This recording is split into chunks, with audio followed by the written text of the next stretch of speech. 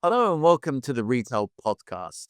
Now, for those who were here in the early days, and as we were just talking to Kobe almost 5 years ago, I originally interviewed Kobe.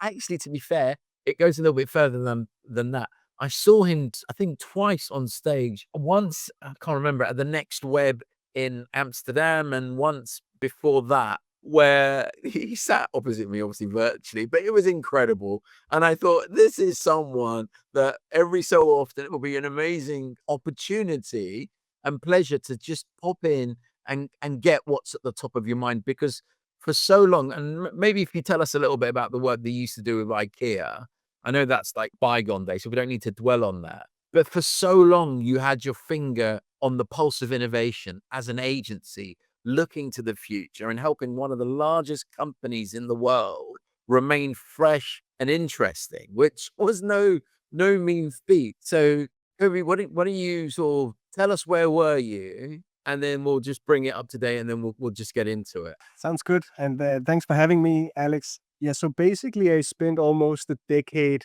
obsessing with the home together with one of the largest home furnishing companies in the world, IKEA. If people don't know it, it's a small furniture company from Sweden.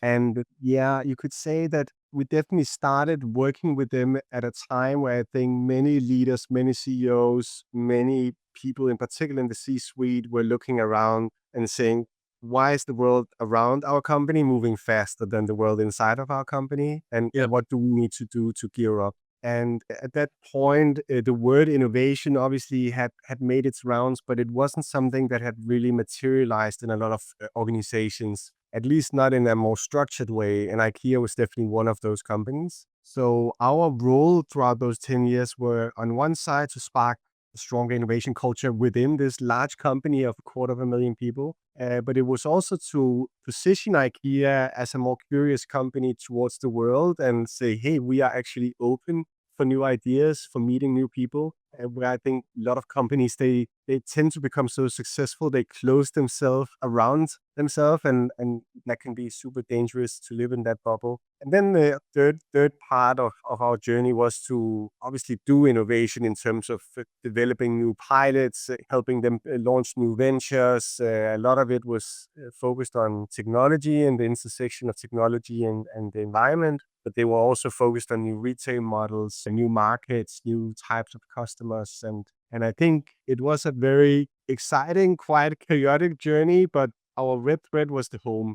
Where is the home today? Where is it going? And as you know, I'm obsessed with the home, so it was quite a good fit for us for 10 years. But everything has an end. And in our case, we actually decided proactively to end after that decade of work for various reasons I won't bore you with today, but it's been one of the most liberating and most exciting decisions I've taken, even though it was a really difficult one. But when something ends, new things begin. And hopefully that's what I'm here to talk about too today. There's so many, just that on itself, in terms of, well, anyone who's read The Innovator's Dilemma knows that large companies can't do innovation. They can't go fast. They can't keep reinventing themselves. And that's why it made so much sense to have an agency or an innovation area to do it. But I remember some of the projects that you worked, and I think this is the important thing to stress. You did anything from vehicles to technology in the house, speakers, to bees, to the biology, to like the whole. I mean, As we people, it wasn't just one layer, and I think that's the most important thing, or the important thing that I find interesting about talking to you, that it was multi-layer. And I remember we even spoke about the future of the home. yeah. And retailers are always thinking, well, what's the future of the home? You know, the home pantry. How do we? Does every grocer have a small delivery robot now in everyone's hand? There was just so many different layers that you look at it. And then the other thing that you did is that you kept challenging people's perspectives. So you would say, for example, here's an autonomous car. It could be a milk float, or it could be a super fast, I don't know, self-autonomous vehicle. Same technology, but different. One's community based, one's, I guess, profit based. But you kept challenging people to say, is this it? Is this it? So now you're a little bit older. You're a dad. You've moved on. You've had many businesses. You're a founder. in lots of different areas. Yeah. How do you decide, or when you look at the future, what's driving your decisions? What has made you, what steered you spiritually or physically to go in the direction that you're going to go in? Yeah, that's a good question.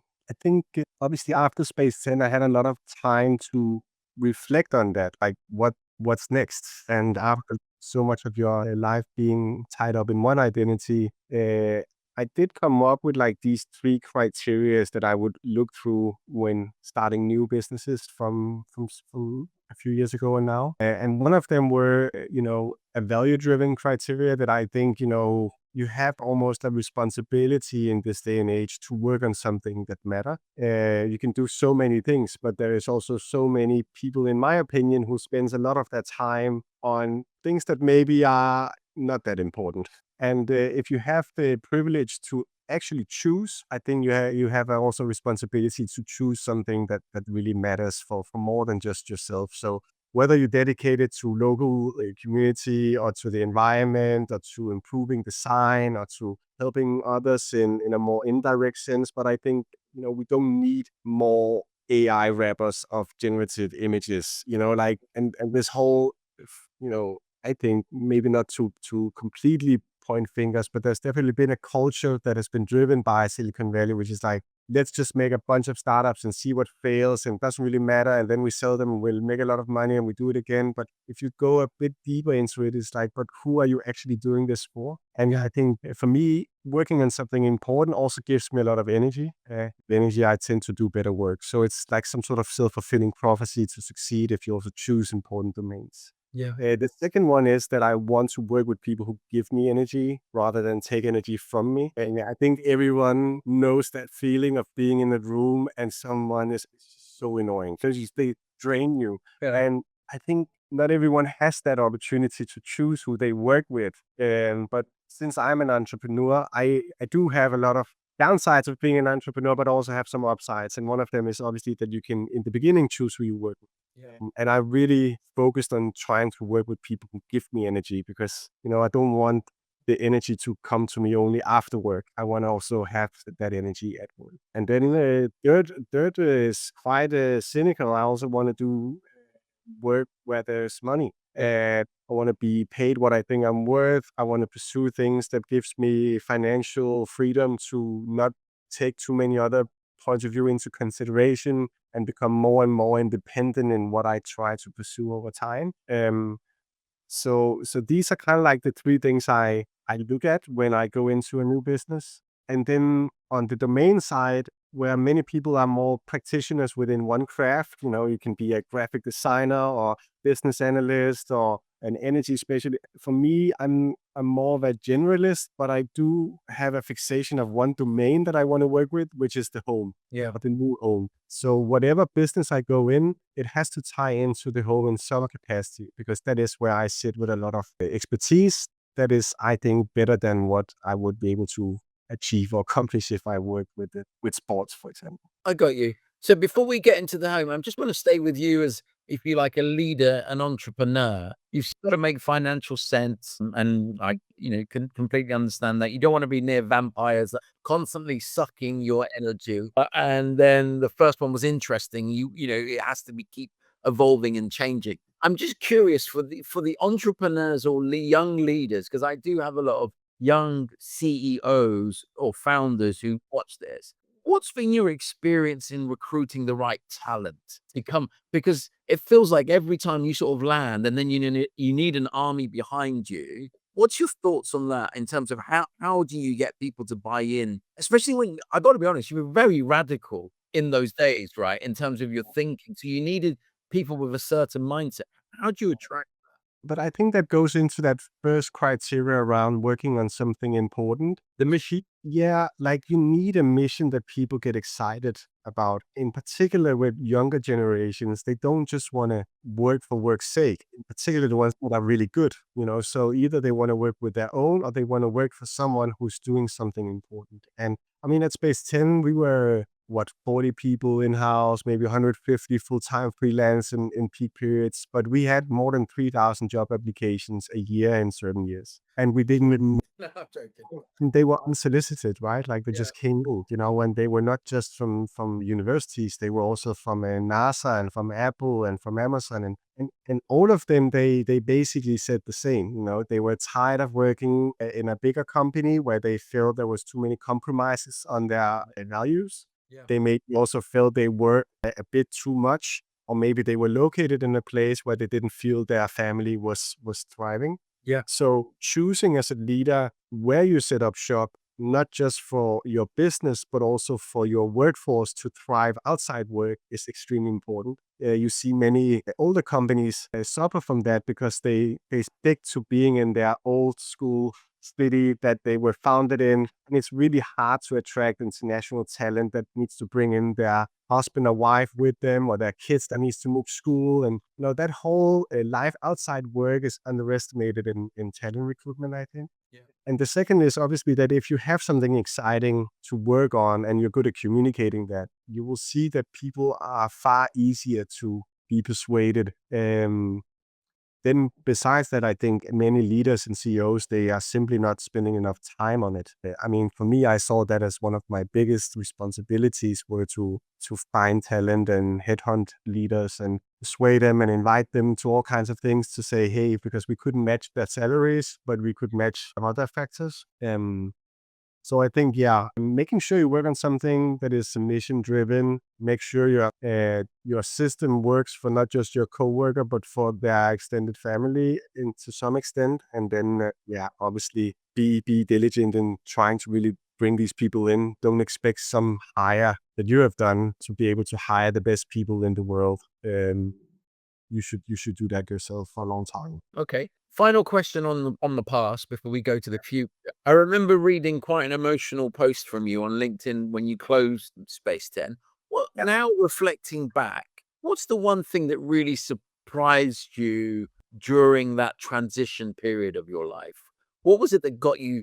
I get I guess what surprised you, maybe it's in two parts. What got you through that period as well? Was it the motivation for something new? Was that the driving element, or was it? I think obviously, since this was not IKEA one day coming saying you're out of business, we had a lot of time to plan it, which is quite rare in these situations. So I think I had time to digest this whole shift more naturally over a longer time, and to plan it in a process where I felt the team was informed and included in it. We had a great way of ending it. We even launched a whole new website with all our final work and open sourced a lot of things. So it felt like it was a complete wrap rather than something where half of the things we wanted to do, we didn't have a chance to really say. Yes. So that journey was definitely helpful. And then in all honesty, I think some of the other people in Space 10, they had a harder time figuring out who they were, where they wanted to go next, what they should do. Not that they were not super smart people with a bunch of opportunities, Yeah. because they were more used to working within a company of existing structure. Yeah. Me as an entrepreneur, that part of Space 10 were the anxious part of Space 10, the part where there was too much structure, too much predictability. So I get energy from building something new. Okay. So for me, it was almost like being let loose in a candy store as a kid. Like suddenly I could just do everything again. Yeah. And I had nobody below me, nobody above me, which was a rare situation for me after 10 years being in a leader role in Space 10. So it was actually quite easy in many ways. Obviously, you also realize that you need to work hard again to open those doors. I didn't have the mail. I didn't have it. So, I didn't have a team that could just do anything I came up with of ideas. So that part have been harder to suddenly start to bootstrap everything again and every little detail. And So where your energy comes from listening to you, right? That's where you draw your excitement and energy from. Okay, coming on to your favorite subject, the home. Obviously, the home, it's been referred to in so many different terms, like the home of the future being, I don't know, the workplace of the future, the fulfillment place of the future, the spiritual, like the mental aspect and the psychology of it. It's sort of gone beyond Maslow's hierarchy of needs of just giving you shelter in this new world. How do you see it? That I mean, what's your take on this new world that we're moving into? I mean, there's a lot of layers in the home. I think first and foremost, I see the home as the most important place in the world. And I think reflecting on that, people don't always ascribe that much to the home. But if you really reflect on it, the home is such an essential space for us as a civilization. And in relation to, for example, the phone, where people say we spend a lot of our time on our phone, we spend a lot more time at home. And besides that, the home is not just one iPhone with a bezel-less screen that everyone has in the same design. The home is so diverse, which for me is a fascinating element. Like the home is not this monotone thing where everyone lives in the same. And that creates such a dynamism in the way you look at the home. It has some core functions and it has some emotional elements to it as well, like the feeling of home. Certain places you can be, you don't see that as home. Other places are not even physical and you would see that as home. But I think, at the end, home is super important and super diverse. And people spend most of their time in some capacity in relation to their home. And yet home right now is probably one of the biggest barriers when it comes to a lot of the things we as humanity needs to address: the climate crisis, the mental and health well-being crisis, even, the urban challenges of being in cities, how we adapt to technology, family. There's a lot of things where the home is an enabler, but also a barrier today. So as a designer, obviously, that is an amazing space to work within. What's your approach to this? Are you transforming the home, or are you? Yeah, tell me. Obviously, you said the environmental, the mental side. Where's your focus in this area? Yeah, so as I see the home, there's kind of like two lenses. One lens is the layers within the home, and the other one is the system of many homes as a totality. So if we start with the first one, most people, when they, let's say, would draw a home, they would probably draw a square with a triangle on top, and that's like the very old way of looking at it. But that's the base, you could say, is the physical build structure of a home. Then, the layer below, above that is maybe the home furnishing layer. You have the appliances layer, you have the utility layers like energy, water, waste. Then you have the interface and technology and the data layers that are coming more and more in. And then you have the service layers like the Airbnb, so the cleaning or the improvement, all those services that sits on top. And you could say in the old days, there were all kinds of companies in the different layers, but they were quite confined in those layers. So, a company who made furniture would very rarely also build a home, and they would very rarely also be the energy provider to that home. And energy providers would very rarely also build a home or design sofas and tables. But I think what has happened recently is that some of these layers are breaking because of new platforms and new players in the market is trying to challenge it. You have Airbnb who's trying to challenge it from the service layer down. Also now building certain homes themselves. You have IKEA who also is moving up in the energy layer, and you have construction companies who are also now leasing out their own homes and even furnishing them as finished products before. So, and you could say that these shifts are super interesting. And for me, the focus here is on what can you do within these layers that can enable a more healthy and sustainable life at home. And that's the intersection I find extremely exciting. And yeah. On the flip side, obviously, a home in isolation is not really an adequate way of looking at homes, because homes, they function often in systems of neighborhoods. It can be large neighborhoods, can also be very small rural community or villages, but obviously the systems of how we enable homes to thrive are also really important. How do you get your energy? How do you get your food? How do you get your kids back into school? How do you deliver parcels in a world of e-commerce? And who takes the trash away from you? And these systems are also very different. Like, for example, in Mexico, a lot of places, water is coming to you on trucks, that fills up your water tanks. Other places, it comes through pipes. Some places they have solar on the roof. Other places it's the centralized heating that is the dominant force. But you see a lot of innovation right now in so many of these layers. And why I think it's fascinating conversation for us to have in the retail podcast, so to speak, is that I do believe that the home will likely become the biggest and most important customer touch point for any industry right now that is selling to customers and not to businesses at large. I can't almost think of a company who will not be forced to think about the home as more than the end destination of some product they are developing at some point. Whether it's the bedroom items that fits in your bedroom, or the clothing you buy that is in your wardrobe, or the way you sleep, or the food you make, the films you watch, the work you do on your computer, like so many of the things we in business do will end in the home, but it will also now start in the home. And we've talked a lot about the phone being the starting point for a lot of these customer journeys, but actually, if you zoom a little bit out, just like a half a meter out, you will actually see that the person on the phone is at home. Yeah. They will get home while they do a lot of these things.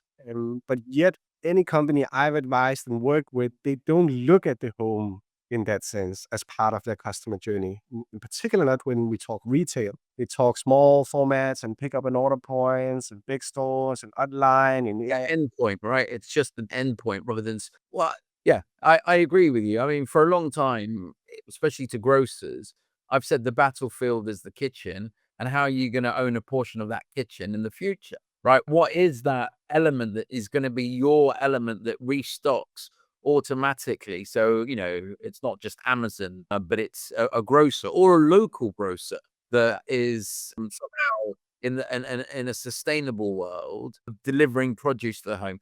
How do you I think the challenge, obviously, we need to sort of keep narrowing it down because we're talking about such a global difference in what homes are. As in, for example, in Europe, we have lots of dense cities, as there are lots of dense cities around the world, but we don't have that much, especially in the UK, there's not that much space for new homes, right? So then we can't build well, I say you can't. New communities are tougher to build, and so new spaces become more challenging. Whereas in a country where potentially there's more development opportunities, they can build these new future community-driven homes. Where's your focus on this? Like, are you looking at it a European lens? Are you looking at it a global lens? How are you looking at this? I mean, me personally, I'm definitely focused on Europe as a region and as a market right now in what I do for various reasons. But I think just a comment on the home. I think with IKEA, we did a lot of research across many markets, from India to Mexico, the US, Europe as a whole, but also East Asia. And what you find out is a lot of the functional needs a home supports people with are the same and are universal across. A lot of the things are more on size and on aesthetics and on who provides those things to you. But most people, they need a place to cook, to sleep, and to do some sort of leisure in between. Yeah. Scandinavia for sure is leading with the whole thing around the interior and decoration and really put a lot of effort into it.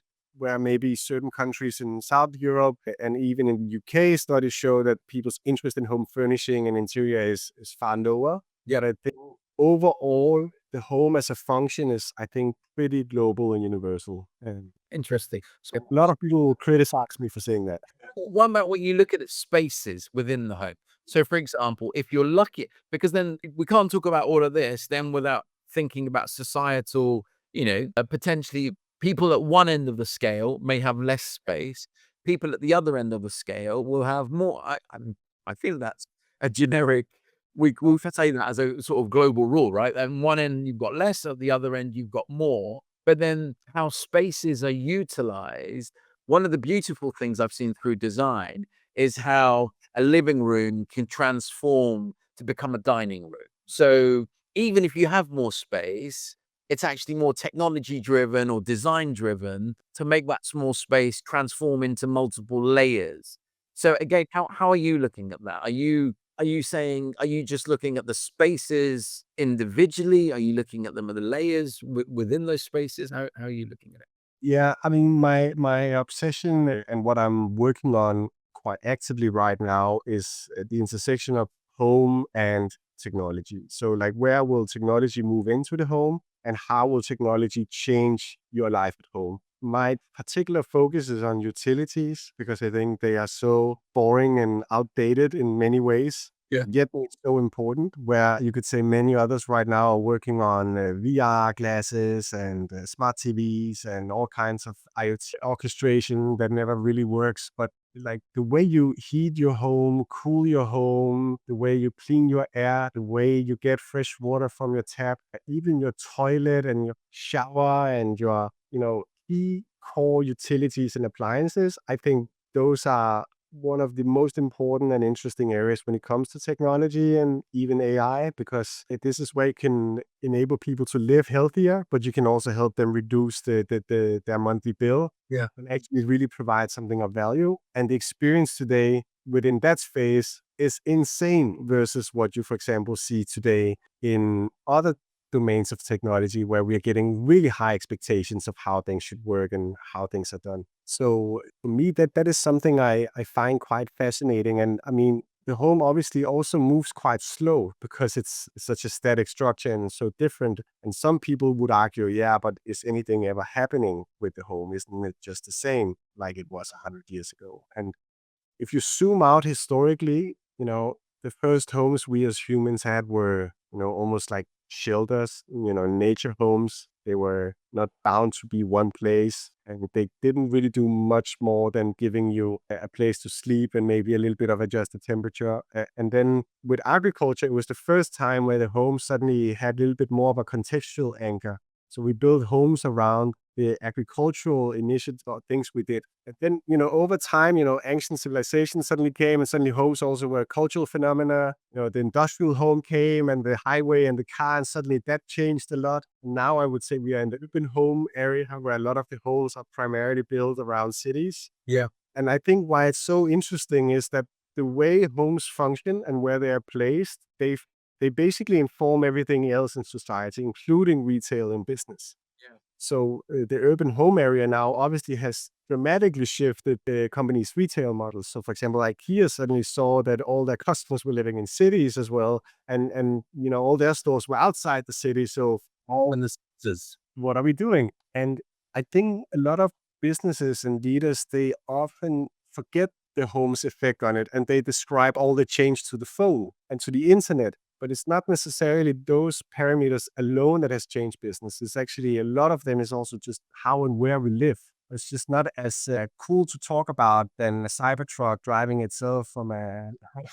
So when you look at the future, how are you seeing energy? What's the looking glass for you then? I mean, I think you can have your pragmatic glasses on or your idealistic glasses on with this question. I think overall, the question on renewable energy now has shifted from being like an ideology to being a cost saving measure Yeah. for a lot of people in their households. So now it's not a question of whether you're doing the right thing anymore for the climate. It's just you are cheaper. Like you will lower your monthly bill. So if you add solar and a battery, and if you replace your gas boiler with a heat pump, even more reduction in your monthly bills. And that is what will sway people, I think, at the end to take these decisions. Because as you said earlier, like most people don't even have the luxury to think about sustainability when it comes to their walks of life. They need to look at affordability before anything else. And I think that will drive it. And then the other part is that the entry barriers are so much lower if you're selling batteries and solar. You need to build a national grid delivering energy to a completely different system. You don't need any oil refinery stations. You don't need any infrastructure built with your nation's policy approvals. And so, suddenly a lot of smaller companies, they can actually enter the market and say, we can also provide your energy. And it will be cheaper for you, it will be easier, and we can do it outside the normal system. And I think that will be a little bit the effect that we have seen the internet doing to media or Amazon done to big platforms. It's like they unbundle old businesses. Yeah. And then at some point, new businesses will emerge that will bundle that again in a different way. But we are currently right now in the unbundling phase of media and homes. And then at some point, you will likely see certain players try to then bundle those players again into something like we saw Shopify now bundling a lot of the players that emerged as new startups. And that is for me a fascinating space that will also happen with a lot of other domains in retail industries that are dependent on the home. food is another good example of it, I think, where everybody thought groceries would be delivered to your home, and that's been the perception. And now we're seeing that it's actually more or less being replaced with ready-made food is being delivered to your home, done in cloud kitchens across the country, for better and worse.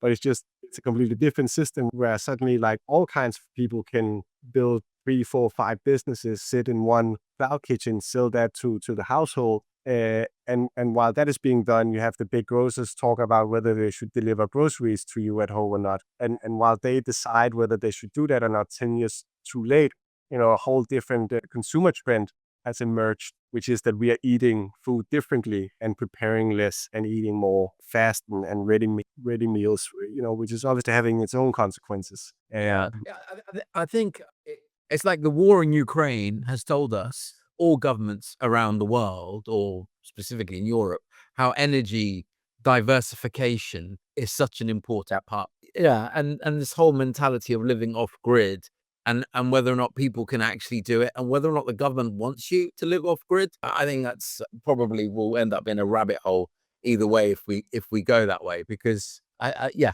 don't know if they do. Part of me feels that that doesn't serve how society works. We don't want more people to go off grid. We don't want more people to grow their own food. We don't want more people to be self-sustained in their land or with their water or their energy. We want more interdependency. I think that's where we're going. So, okay. So in terms of when you look at, I think I've got a vision of what the future looks like for you. But can you sort of, and I'm not going to hold you to this, but maybe in 5 years we'll come back and say, "Hey, 25, you said this." What do you see as the big transformational blocks over the next, say, 5 years? Right? What are those? You've said it's energy, but what do you mean by that? Do you mean I don't know. Yeah, tell me what your thoughts are. I think there are like a few key pillars in the home that has been untouched for quite a while. And then there's been other pillars that are rapidly changing as we speak. So I think furnishing, entertainment, and activities, both moving out and inside the home, that will happen for sure and continue more or less as it is now. It'll probably be different activities that are moving in and out of the home at some point and different styles that you want to decorate with, but will be more or less the same. I also think the price will be more or less the same challenge, that like housing is getting more expensive and more people will unfortunately move towards leasing rather than owning homes, which will be a big trend that I think will accelerate even further over the next 5 years. And then I think, there will be a question that is more on the human side, like how many do we live with at home? Do we live alone or do we live multiple people? That will be something that I think will be quite different from not just country to country, region to region, but even within the country from community to community. So it's like diverging and converging in the same time. Some people will live more and more alone, while other people will start to look for community more and more and more and move out of the city potentially to find that desire. And then I think for me, the most important part will likely be the technology moving into the home, where there's been a lot of talk about IoT for whatever, 30 years now, almost as long as we've talked about the internet. But sometimes with these technologies that moves in these curves and cycles is a question of timing. Technological timing, industry timing, societal timing. And I do believe that the timing of technology in homes are starting to align. From a technical point of view, the Matter technology, which is like the equivalent of Wi-Fi or Bluetooth for IoT, has been introduced, which means that it's a lot easier to orchestrate things at home now than what it used to. We're also seeing a lot of tech companies who are maybe at the end of an S-curve when it comes to phones and smartphones, and are starting to really look more aggressively to their next businesses for the next couple of decades. There will likely not be an iPhone 36, like at some point there is a new business to move into. And there are not that many businesses that are as important and as big and as universal as the home. So you will likely have spatial computing as one domain people will move into, and then you have wearable computing as another domain these tech companies will move into. It will computing is already happening with glasses and AirPods and watches and whatnot. And then on the other side, I think the spatial computing aspect, not just the AR parts, but also the data, the IoT, the utilities, that will likely be the part we'll see more and more coming in over the next 5 years. It's all driven, obviously, by the progression of machine learning and AI, but it's also driven by financial incentives, I think, for a lot of these companies who today have seen the peak of growth with one very defining technology and are now trying to eye the next ones. If you ask a lot of people in these companies, you will hear that a lot of the money right now is being allocated to projects within these fields. And Well, yeah, I think having a robot in everyone's house, right? That's apparently the robots can do it at the moment. The technology is there, but well, I don't know. There seems to be some friction entry points that they just need to get over before we end up having servant robots in all homes. yeah, I think, and also is that what, like we have talked about VR glasses and everyone really tries to push those, but people just don't want to wear them, like they just, so, and I think the question is going to be a little bit the same with the robots, like no matter how cheap and how efficient it will get, like there will be a long adoption rate for people to invite a robot into your house. It will likely happen for certain groups, maybe early adopters who love tech. I think also an aging population where the amount of care we as society can provide will likely be forced to be replaced with robots and other types of technology. Yeah.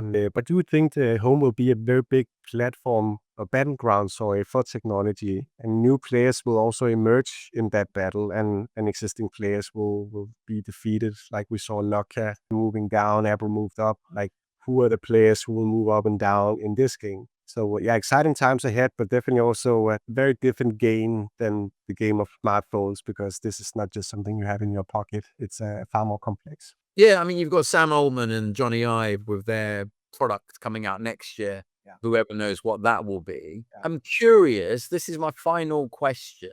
I don't know what your thoughts are on this, whether or not this is too pessimistic, but in a world where there's a ton of people on UBI, universal basic income, because lots of jobs are going to go to AI, has your thinking got to that point? Or do you think that's just people scaremongering? That's probably, I don't know, 10, 15 years away before we're in that sort of world where there aren't jobs for people. And so therefore the home is that critical space. But yeah, again, curious on your thoughts. I mean, I think there's like two sides of UBI, in particular UBI in relation to artificial intelligence. I think the people who believe in that direction often say, we can work less, we can spend more time with our families.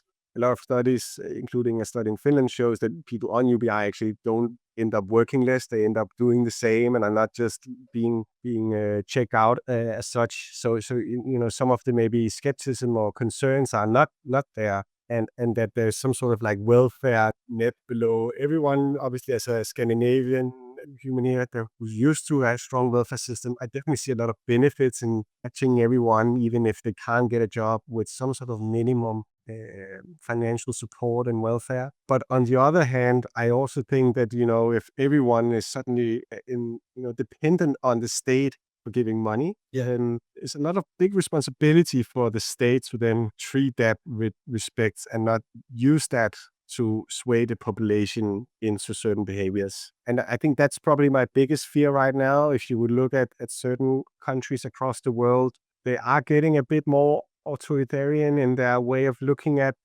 policy and decision making, and, scores for how well you're doing, and insurance score or this social score in China.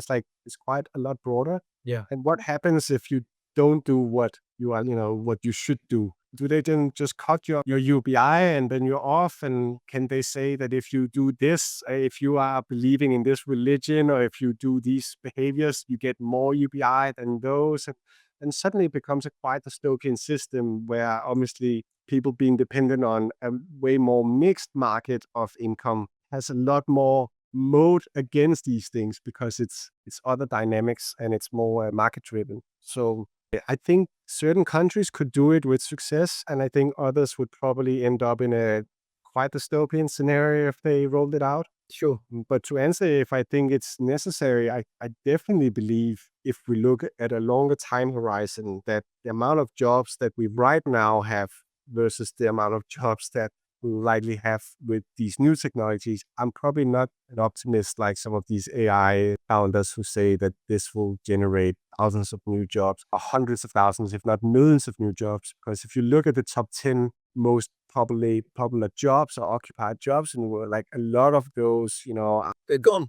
They're going. yeah, they go. And so in that sense, yeah, I'm a bit worried for sure. In combination with the fact that we had less kids and we live longer, so there's a lot of more pressure on the Yeah, we haven't actually spoken about that, which is the aging population, but it feels like yeah. yeah, So it's a big cocktail, I think, right now that we are in. But yeah, certain jobs can't be replaced anytime soon either. So I also think, I would love if more people were excited about utilities than AI, because utilities you can't just replace with AI anytime soon. There's quite a lot of human labor needed for that to work for a long time at least. yeah, and it feels like it's actually for the planet in the sense of how we get those utilities into the home and how it works, the multiple layers. That's what a healthy society needs, right?